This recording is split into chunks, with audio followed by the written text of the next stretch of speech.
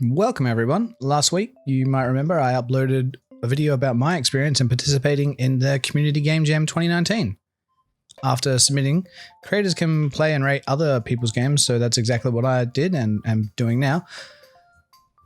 The following games are all Game Jam games that were part of the same thing that I did, and I will judge them as they should be judged, as they only had 1 week of development time to put into them. Some are like very polished, which means I think people put like a whole week of effort in, and others, obviously, people had full-time jobs like I did. I think that's all the primer I need to put in. Enough talking, let's get playing. So this game is called Backing a Truck. I actually know the developer that made it, Chris Nyman, a nice friend of mine. What do I think of it? It's pretty good. It's definitely a unique idea, so you have to back a truck. Oh, and the theme for the Game Jam, by the way, was the game is a lie, so I think this one does really well. You've got a narrator that keeps lying to you about how far you've got to back your truck in, and it's kind of like a parking simulator with a truck, and you can only use the rearview mirrors. Points I like, audio is definitely nice quality, so it just feels like everything's there for the audio. What could have been added is some better menus, so there was like a start game and replay, and maybe like just saving your high score from each time. What else? So yeah, I think definitely the little polish effects, like having captions and the audio coming up, so that's just a little bit of an accessibility feature. Yeah, good game. I'd recommend playing it. The link will be in the description. This game is called Bobu is a Lie.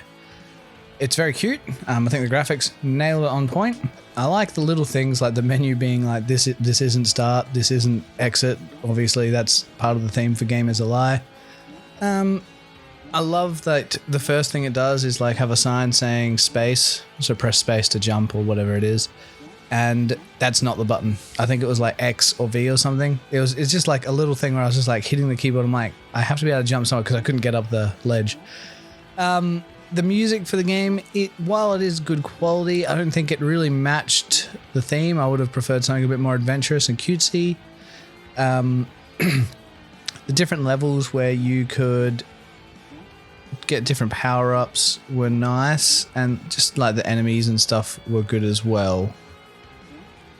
The other things I'd say for this game is that the camera was a bit janky. It could have done little touch-ups, like it could have had camera follow instead of just following the camera, but that's, you know, little things like that would have just made it feel a bit better.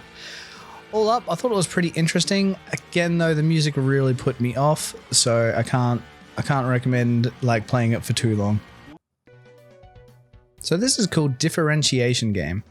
I actually really liked this game. It gave a nice feel of kind of like an old NES game or something like that, like the graphics quality, and it kept that through the entire experience.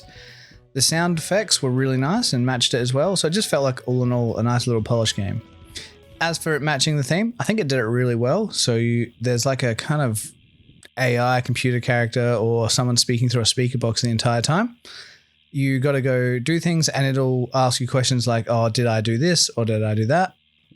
And you had to match that based on what was in the room. So you'd kind of look around the room and you try and find facts, and then they would ask you a question like, oh, did I write a note with the number 43 on it? And it would, if there was a note with 42, you'd say yes or no.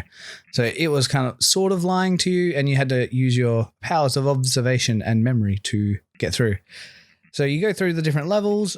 It was really fun. I actually can't say anything bad about this game, which is, you know, really good for a week-long game jam. So this is the Differentiation Game, and I highly rate it. I'd give it a go. This game is flat out drilling even. So this game, oh my god, I couldn't find a more polished game if I tried. It felt like a full experience for a mobile game, obviously. I definitely think they're going to release this as like its own mobile game after the Game Jam. So even from like the menu coming in, so you shoot, or you tap on the screen or mouse click and shoot the different menu options, and then you start falling. It's a very good experience. The sound matches everything that happens perfectly. The visuals feel really nice. The particle effects, just the high score and how the game progresses really well. I can't say anything bad about it, which is like a few of the other ones. Like, it's a very good experience. I can't believe they made this in 1 week. I'd definitely give it a go. I think my score was like 500 feet or something around there. So this is Flat Out Drilling. The link will be in the description. Give it a go. This is Pong Vaders. It's a Pong clone of some sort that I can see. It has decent music, decent sound effects. The first thing I noticed though is no menu. So no menu makes it just feel like it feels like a not polished game as soon as you start it up, and you kind of like, you're forced into playing it straight away, which sounds like a good thing, but it's a bad thing. Other than that, the graphics, you know, all the individual sprites are really good. They don't seem to mesh too well together. Other than that, I think the difficulty could have been a bit higher. I noticed that when you play it, it starts off really slow, and any two people paying a lot of attention could definitely keep that going for a long time. It's the first person to get bored first, so I would have liked to see it faster to start off with. The game kind of has a twist when it gets to two people having a certain score, and that's good. So that's like the difference of like the normal Pong. Other than that, the sound effects were good. The music was good. So that's where it really shines. The link is in the description. Give this a go if you've got someone to play with. It could be fun. This is The Lion King. Sounds like The Lion King. But anyway, it's a game that has a lot of voice acting in it. You walk around and people ask you questions, and you kind of got to pay attention and say something that's similar. The graphics are all right. The music didn't really fit with me when I was playing. It just felt like it should have been a lot more peaceful. There's a menu, so I'm happy. The game itself, I don't see how it really fit with the theme, because the game's not really lying to you. It's your character that's just making up stuff. It was really funny though. Everything the character said was good. There was definitely some moments, especially with like different movies and quotes about like the Shawshank Redemption or like Pokemon or the Baby Shark video from YouTube. Just lots of topical references that were funny, and I would definitely recommend just giving it a go. It's definitely a one-time play thing. I couldn't see myself playing it again. It took a while, and other than that, it was good. I'd give it a go. And the link's in the description, like the rest of them. This is Windspear, a side-scrolling platformer 2D game. The music fits with the game really well. I thought that's probably the best cohesion of graphics, audio, and game feel that I've played. So that's really nice. The pixel kind of art sits really well with how it feels. The only thing that I don't think went well was kind of, they didn't have enough time to really flesh out their idea for the theme. So the theme is a game is a lie.